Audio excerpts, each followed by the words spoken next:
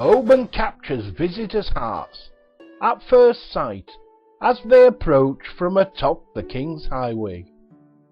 Nestled between mountains and the sea, Oban, which means Little Bay in Gaelic, impressed even Queen Victoria, who called it one of the finest spots we've ever seen.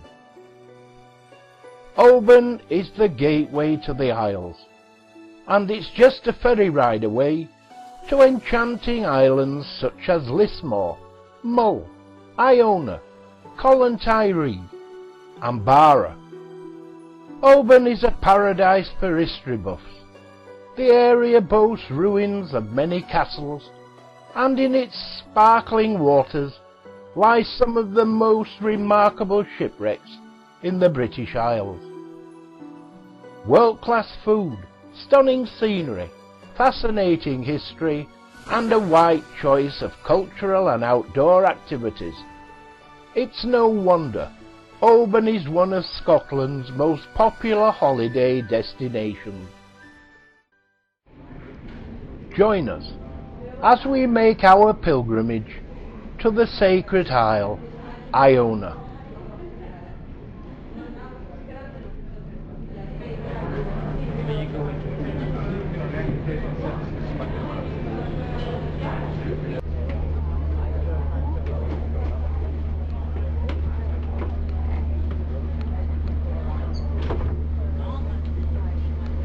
Open. This area is now serving fresh food coffees, assorted tea.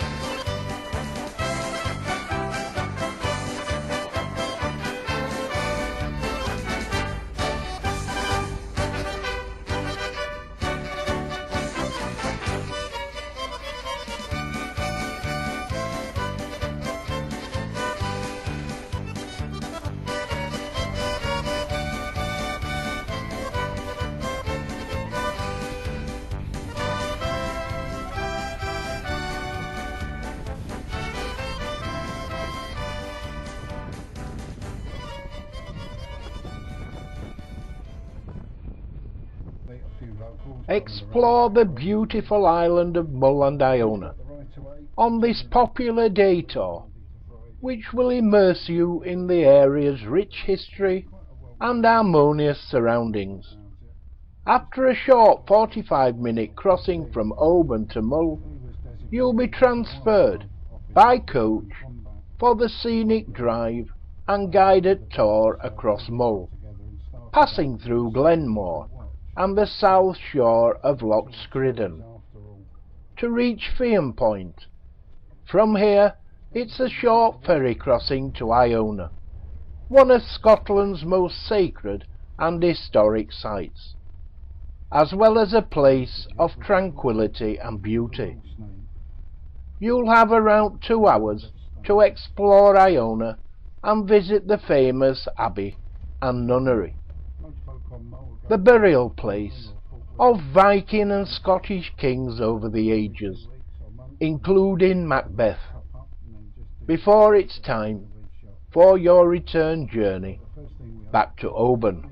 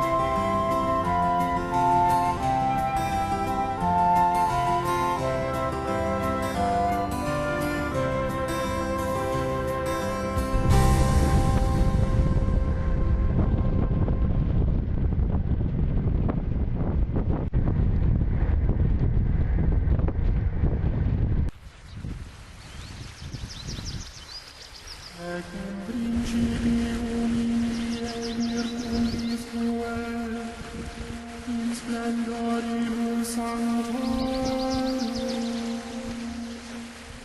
exsulterum ante luciferum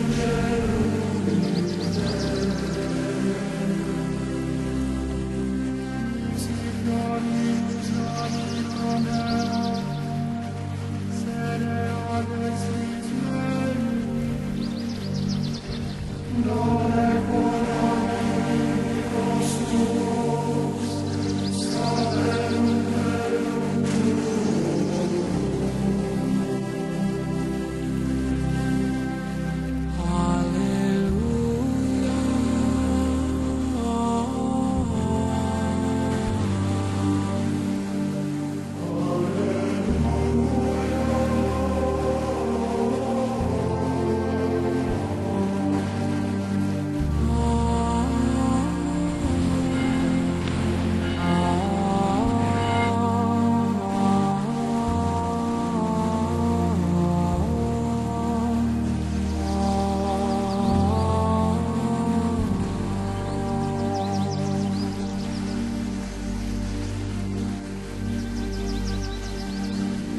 Deus visidane, Deus bellus est,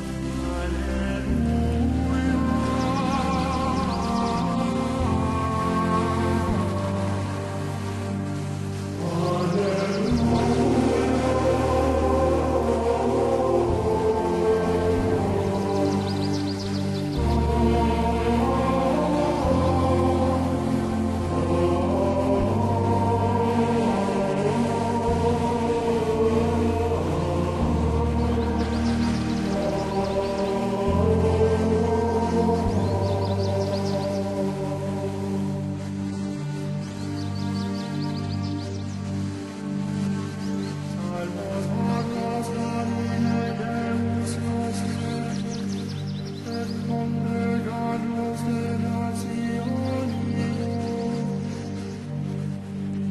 ut confideramur nomini sanctum tuum, et gloriemur immane tuum. O Domine Pater noster, et Redemptor noster, a seculum lodem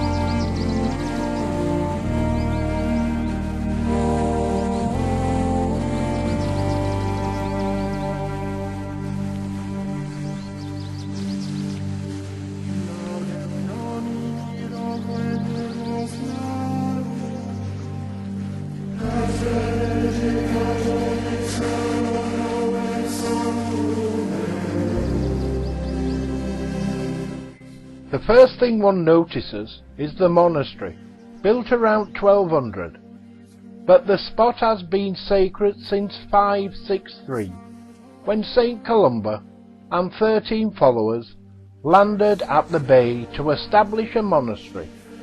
Many kings of Scotland, Ireland and the Vikings are buried at the abbey. Perhaps the most famous illustrated manuscript of the Dark Ages, the Book of Kells, was created at Iona, which was a celebrated centre of learning throughout the Middle Ages. It was at this time that the Vikings first landed on Iona, looting the abbey and slaying the helpless monks. St. Cuthbert's remains and other treasures were secreted away to Dunkeld for safety.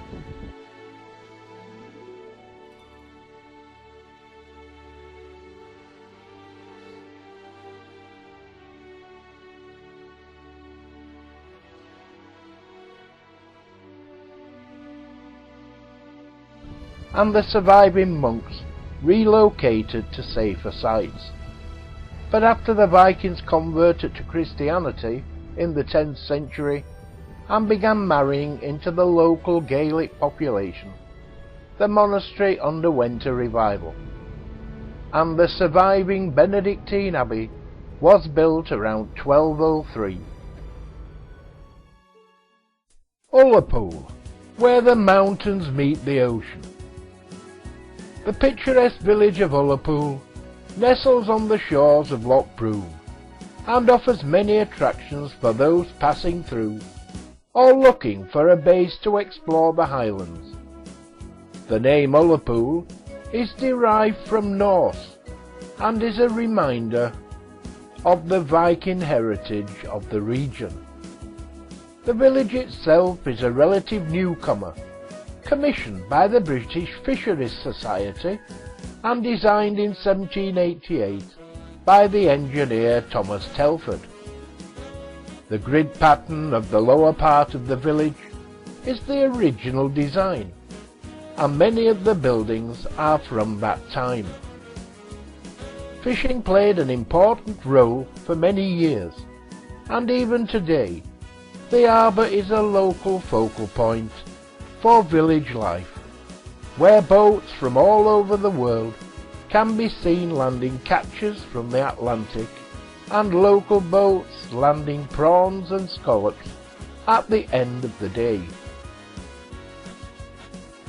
These days, the harbour also welcomes tall ships, cruise boats, Coast Guard vessels and numerous other vessels can be viewed as you stroll around the harbour.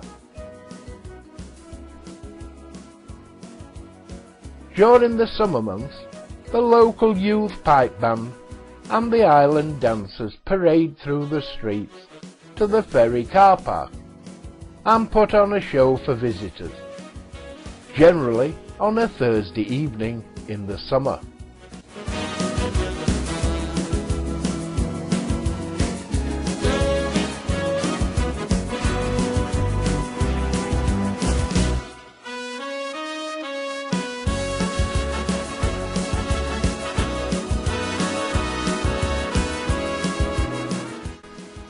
Broomfield Holiday Park is situated on the seafront at the west end of Ullapool.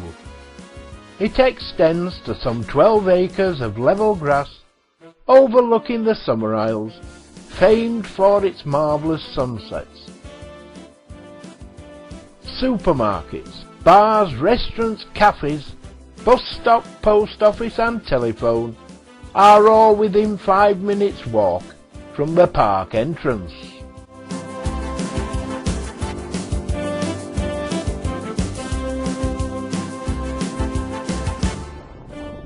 The ferry to Lewis, the Loch Seaforth, a new vessel launched early in 2015, also sails from Ullapool.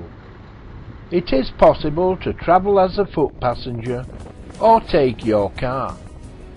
And in the summer months, the ferry sails 3 times on certain days, allowing the opportunity to leave in the morning, take a tour of Lewis in the Hebrides, and return in the evening.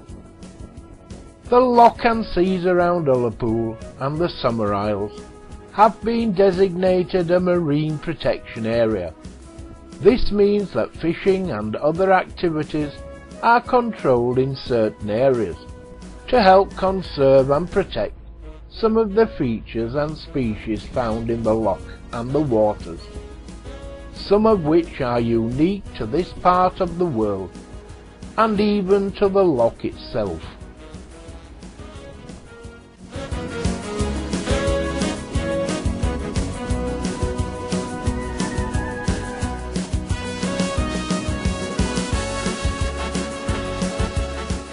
Just outside the park entrance is the Larch public house and restaurant, and it's well worth a visit.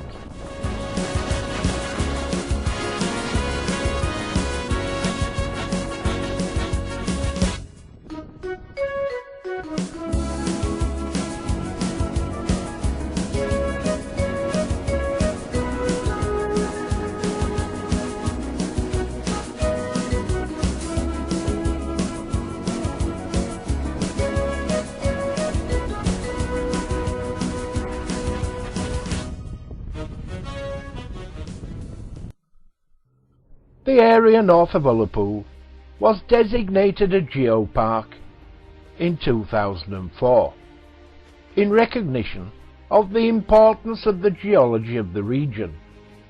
Heading north of the village about 13 miles, there is a visitor centre called Connag Crag, where you can find out about how the mountains and the region were formed, and the importance of the geology.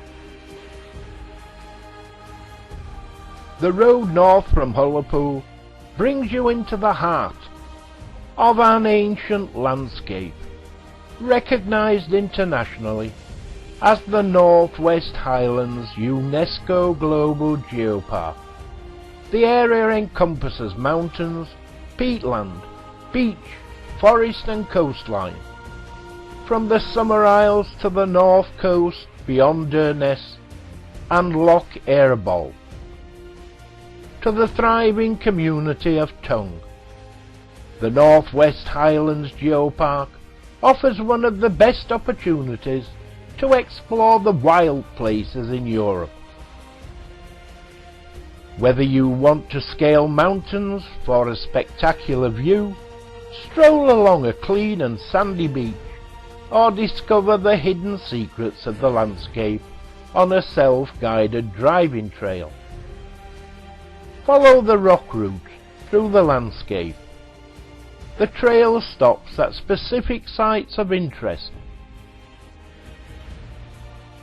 The Highlands of Scotland are remote. Within it, the country which typifies this remoteness the most is Sutherland.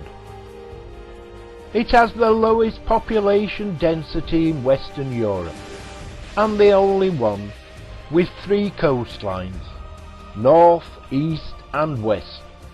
Not surprisingly, the coastal landscape is stunning, with towering cliffs and golden beaches, backed by rugged mountains and barren moorland, of peat and rock, broken up by woodland straths and lochs, both large and small. It was the southern land to the Vikings, but the empty glens of today bear witness to the great clearances of the early 19th century, when people were forcibly removed from their homes to make way for sheep farming. In the most far-flung corner of this vast outback is Durness, lying 16 kilometres or 10 miles east of Cape Wrath on the north coast. It is the most northwesterly inhabited area of Britain, and home to some 320 people, a collection of scattered townships and farms. It has a diverse economy, but the mainstay is tourism, fishing, farming, sheep farming and crofting. The pace of life is slower and more traditional, and many pressures of modern-day living are not to be found here.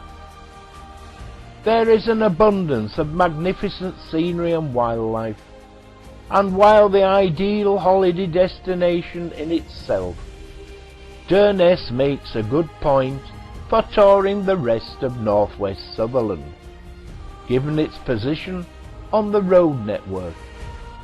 It is the corner of the road system from where you can only go south or east. The most northwesterly village on the mainland of Britain, Durness.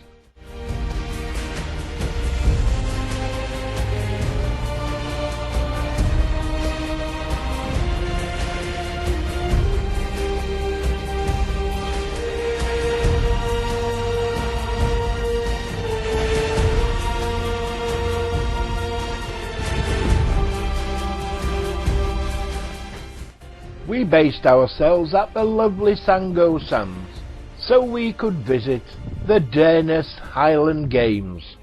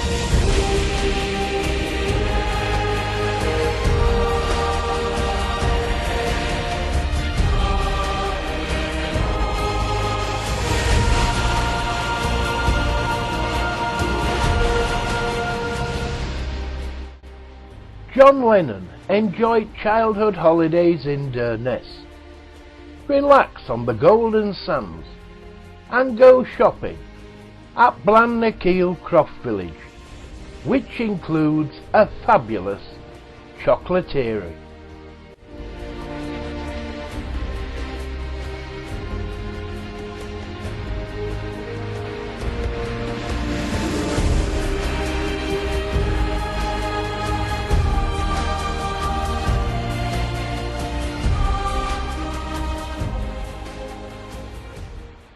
Highland Games have a long and storied history in Scotland. They began as a way for kings and clan chiefs to select their entourage.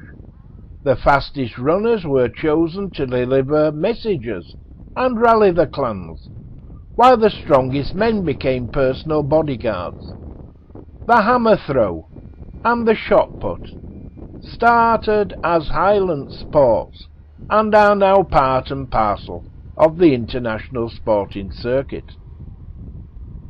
But for audience experience, visitors won't want to miss true Highland Games. Dancing, piping, track and field and races are exciting to watch and hear. Participants can even join in, as many games feature foot races and other events for audience participation.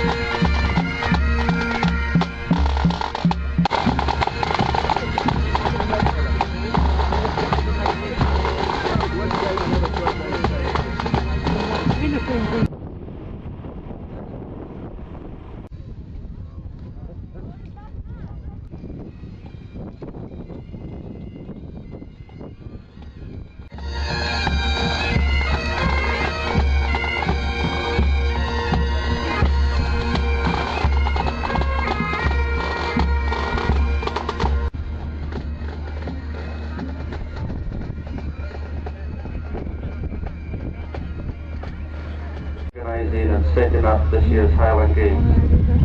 From the committee to the volunteers who set up and tidy up the grounds.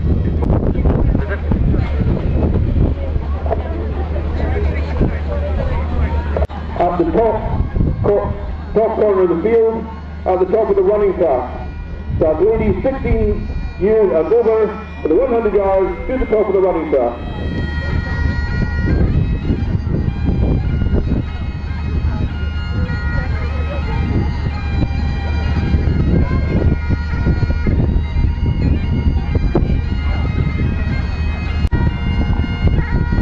In third place, and in fourth place, Holly Mackenzie. Third question, Holly Mackay.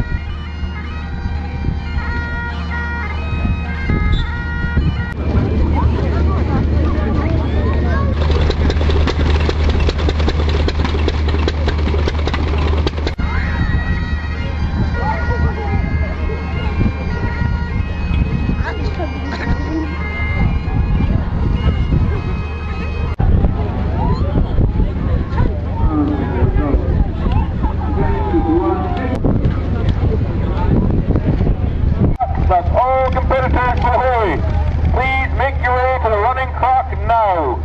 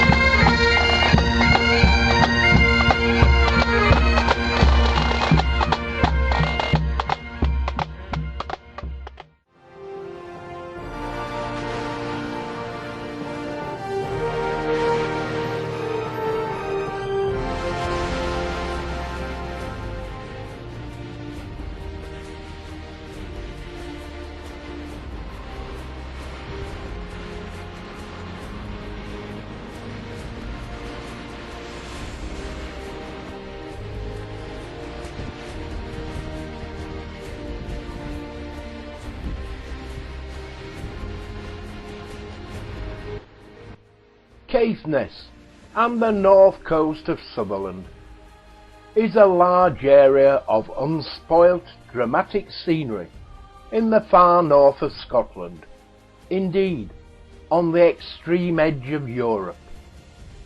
The borders of Caithness are the Pentland Firth to the north and the Moray Firth to the east. Caithness meets Sutherland together, covering the far north coast of Scotland. The coast is low-lying on the east and majestic on the north, with high cliffs and offshore stacks at places like Dunscombe Head, Wick and Thurso are the main settlements, based around harbours and making their living on a mix of fishing and tourism.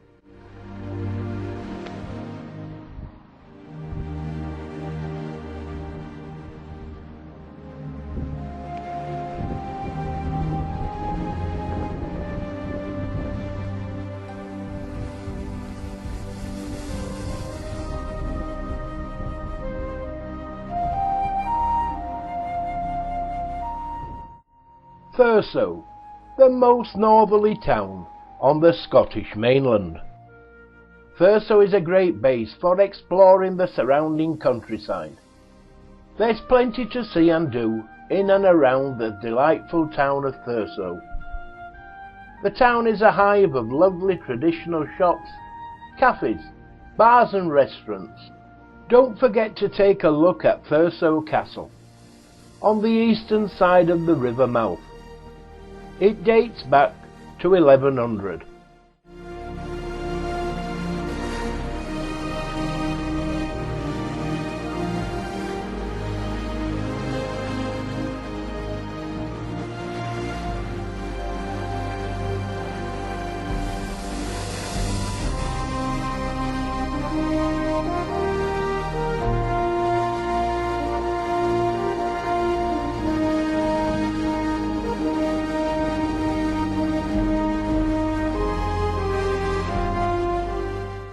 Not a great deal remains of medieval old Thurso, except for the roofless old St. Peter's Church. Parts of this date back to the early 1100s, and it seems to have been expanded and altered at various points over the next 7 centuries, before being abandoned in 1832, after a period of closure. Old St. Peter's Church and the surrounding churchyard are again open to the public and are well worth a visit.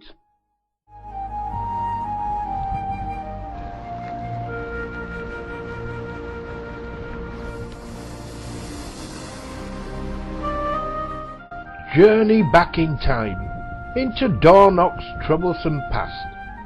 Vikings and Picts, clans and clearances, witchcraft and suspicion, it's all here.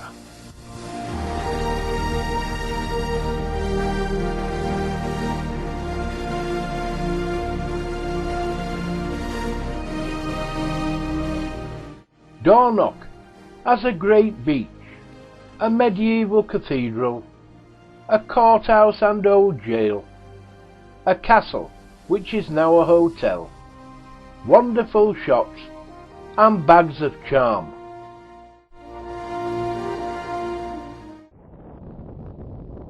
Fishing has been carried out at Cullen for at least 500 years. The harbour was built in 1817 and was once busy with herring fishing.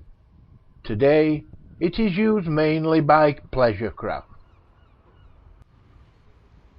The village specialised in the export of smoked haddock and had at one time 3 large curing houses. The Moray Firth is home to one of only 2 resident populations of bottlenose dolphins in Britain. Watch carefully and you may spot the dolphins leaping and playing.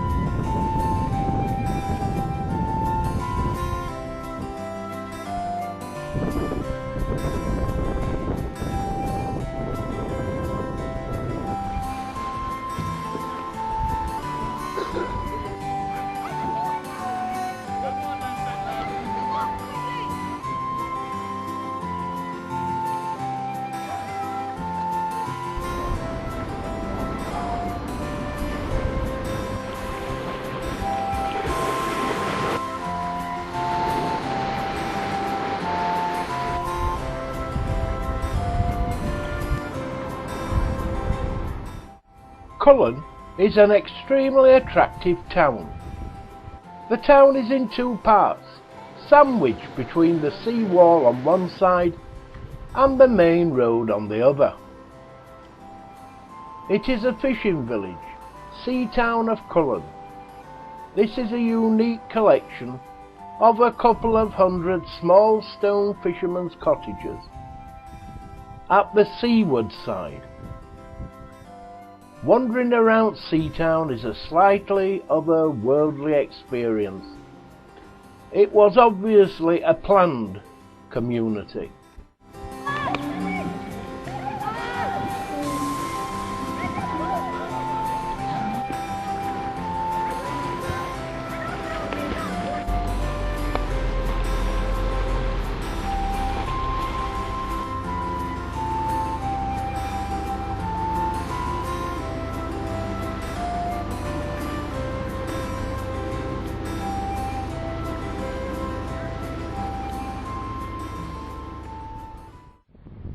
Fraserburgh lies on the north-facing coast of Buchan, just after it has rounded the corner from Aberdeen towards Inverness. In effect, it stands at the end of one side of the mouth of the Moray Firth. The town had an early start, being chartered in 1546, and was already in use as a harbour before the first stone pier was built here in 1576.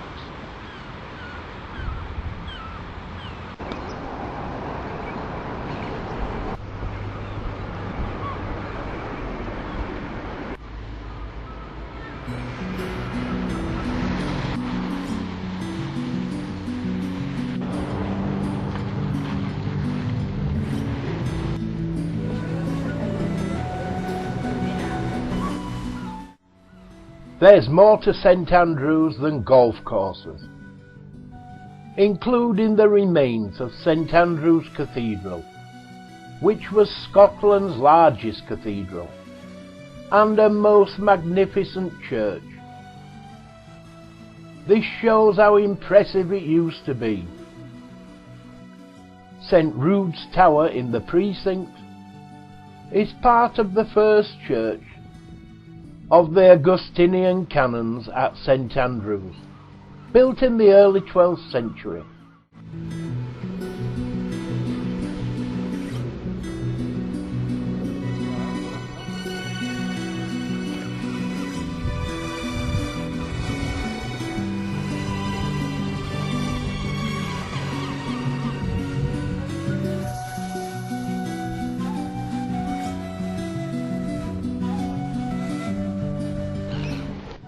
St Andrew's Castle was built for the bishops and suffered at the hands of their enemies. Most of what you can see dates from between 1400 and 1560.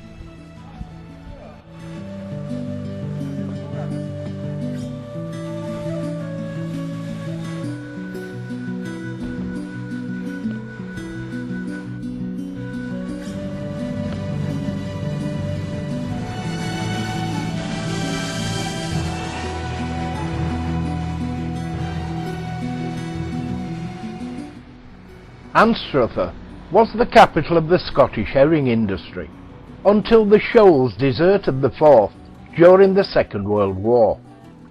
Boats still sail out from the harbour bringing in shellfish. Anstruther is the largest in a string of pretty old-fashioned fishing villages along the stretch of the Fife Coast known as East Neuk. Perhaps the top attraction is simply tucking into a quality fish supper from the Anstruther Fish Bar, which in recent years has won a number of awards, including UK Fish and Chip Shop of the Year. Enjoy the locally caught fish by the harbour as fishing boats land their catch.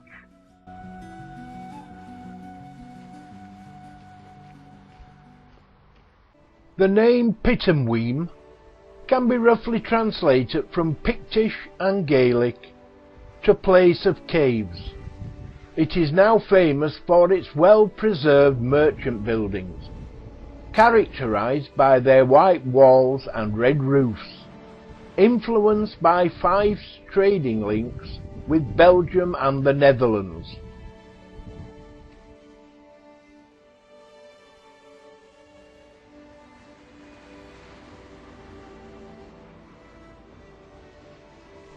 Giles House was built in the first half of the 17th century for Captain James Cook, who carried Charles II to France after his defeat at the Battle of Worcester.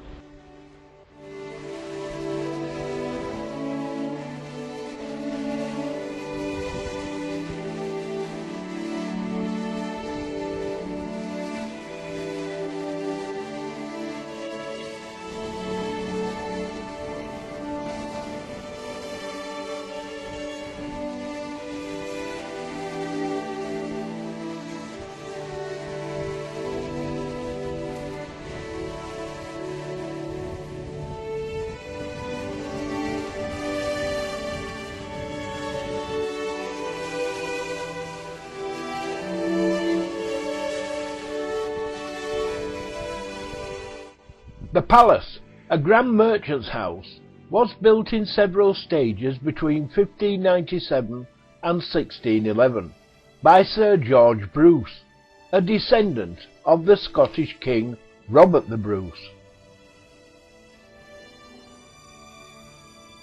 Culross Townhouse, 1626, contains the former council chamber, courtroom and prison cells. Witches were confined in the upper attics. There are 2 original painted ceilings.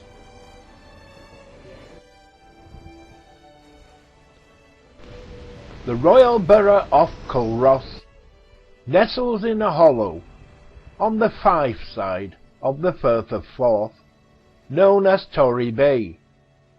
It now consists mainly of 16th and 17th century architecture. Saint Cerf is believed to have founded the monastery here in the 5th century. In the 6th century, Saint Mungo, who founded Glasgow Cathedral, was born in Culross.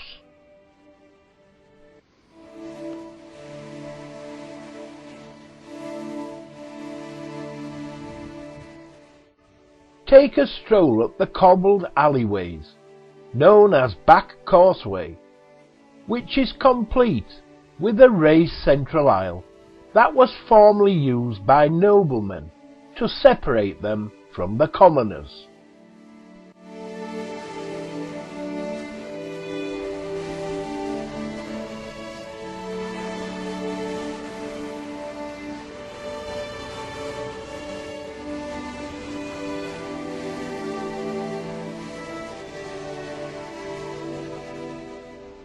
These are the remains of a religious powerhouse whose enterprising monks mined coal as well as praying for salvation. Saint Cerf is believed to have founded a monastery here in the 5th century.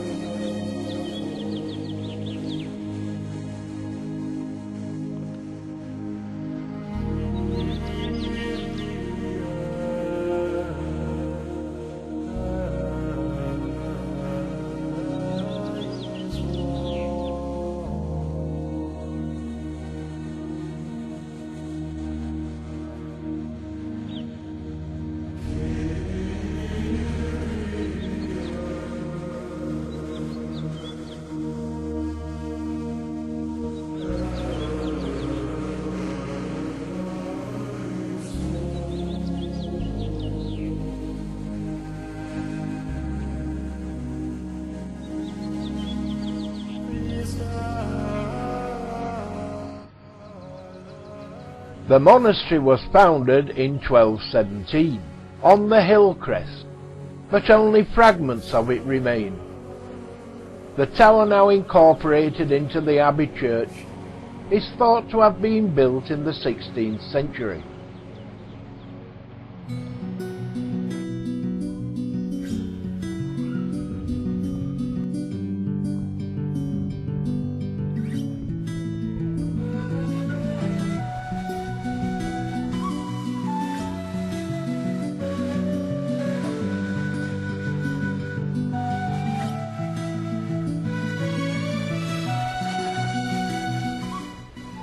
Oh, we do love to be beside the seaside, and the folk of Fisher Row are no exception.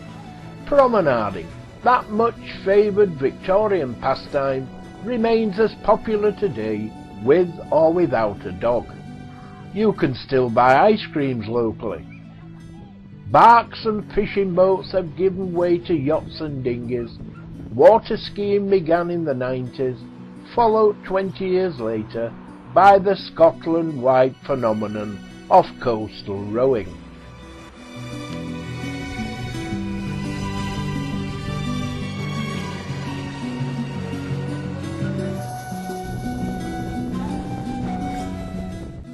This is all that's left of the historic St Andrew's Kirk.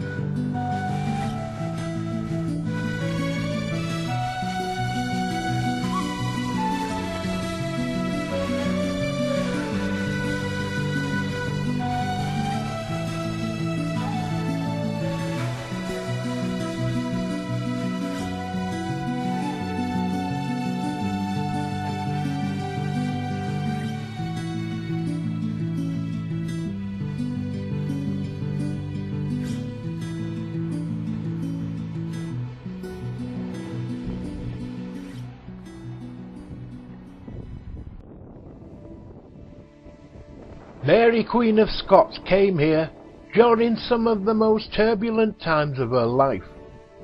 2 days after her husband, Lord Darnley, and other lords' successful plot to murder Rizzio in 1566, she escaped to Dunbar, riding for 5 hours whilst pregnant with Darnley's son, who became James VI of Scotland. Mary rallied her supporters at Dunbar and returned triumphantly to Edinburgh a week later, when those who carried out the murder had fled to England. Mary returned to Dunbar Castle later that year.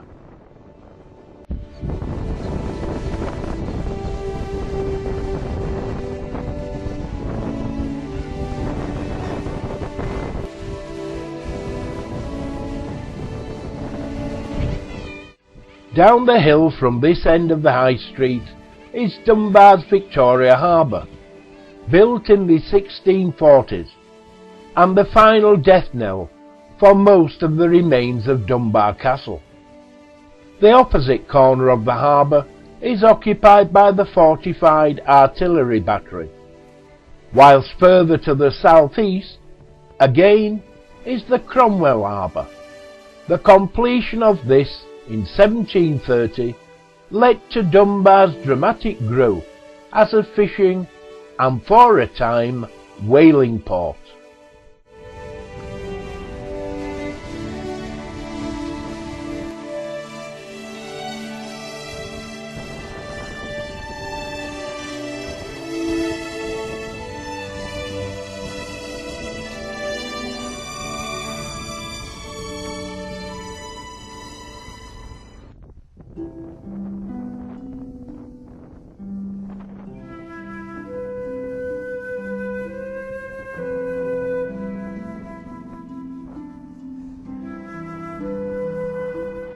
In the 18th and 19th centuries, whilst a thriving fishing port, Eyemouth also became notorious as a centre for smuggling.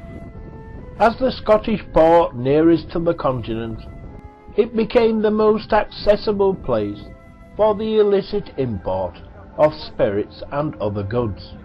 The historic town of Eyemouth, 5 miles north of the border with England, boasts a natural harbour and fine coastal scenery. In the 19th century, the fishing industry flourished on the basis of haddock and herring fishing. But the port suffered a devastating blow on the 14th of October 1881.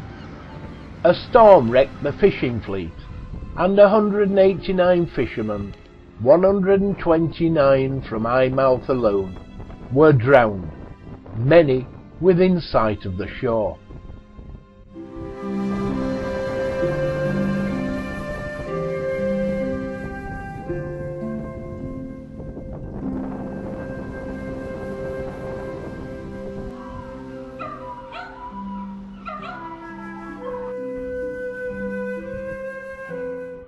Gunn's greenhouse was built to an Adam design in about 1753 for a successful Eyemouth merchant called John Nisbet. This must have cost a great deal of money, and it seems likely that his respectable business provided a cover-up for Nisbet's participation in the smuggling trade. The house itself is reputed to have secret passages and a fireplace which could be swung open like a gate, as well as huge cellars large enough to hold hundreds of kegs of smuggled brandy.